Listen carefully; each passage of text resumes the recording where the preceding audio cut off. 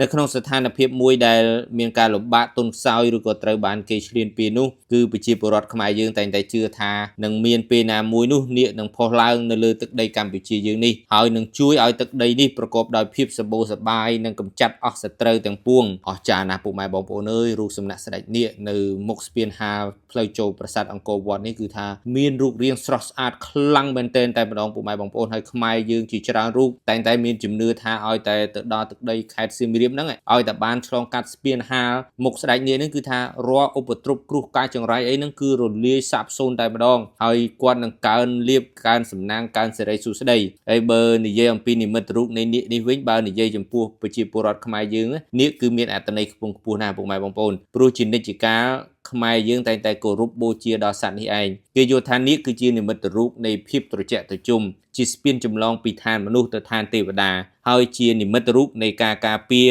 និងថែរក្សាសម្បត្តិប្រកបដោយមហិទ្ធិឫទ្ធិហើយការការពារនេះកាន់តែស័ក្តិសិទ្ធិចំពោះសត្រូវដែលមើលមិនឃើញហើយដែលព្យាយាមមកបៀតបៀនដោយអំពើធ្មប់ឬក៏ចំពោះខ្មោចព្រាយបិសាចដែលប៉ុនប៉ងយាយីនេះឯងនៅក្នុងស្ថានភាពមួយដែលមានការលំបាកទន់ខ្សោយឬក៏ត្រូវបានគេឈ្លានពាននោះគឺប្រជាពលរដ្ឋខ្មែរយើងតែងតែជឿថានឹងមានពេលណាមួយនោះនាគនឹងផុសឡើងនៅលើទឹកដីកម្ពុជាយើងនេះហើយនឹងជួយឲ្យទឹកដីនេះប្រកបដោយភាពសម្បូរសប្បាយនិងកម្ចាត់អស់សត្រូវទាំងពួងត្បិតថាពួកគេមានខ្សែស្រឡាយជាមួយនឹងនាគ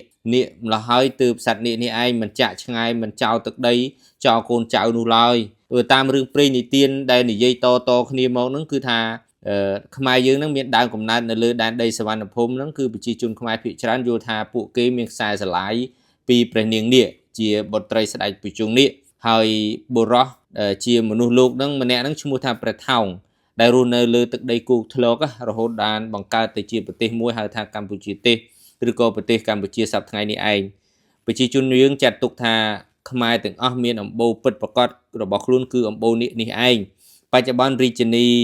របស់ខ្មែរបាទរាជធានីរបស់ខ្មែរគឺព្រះនាងសោមាឬក៏នាងនាគដែលជា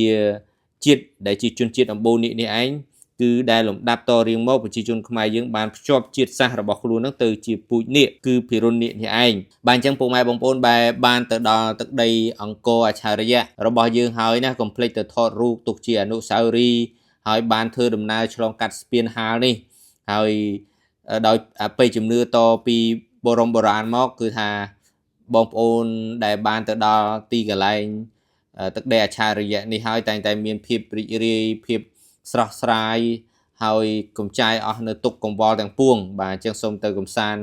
លេងសប្បាយនៅខេត្តសៀមរាបទាំងអស់គ្នាណាពុកម៉ែបងប្អូនសូមអរគុណ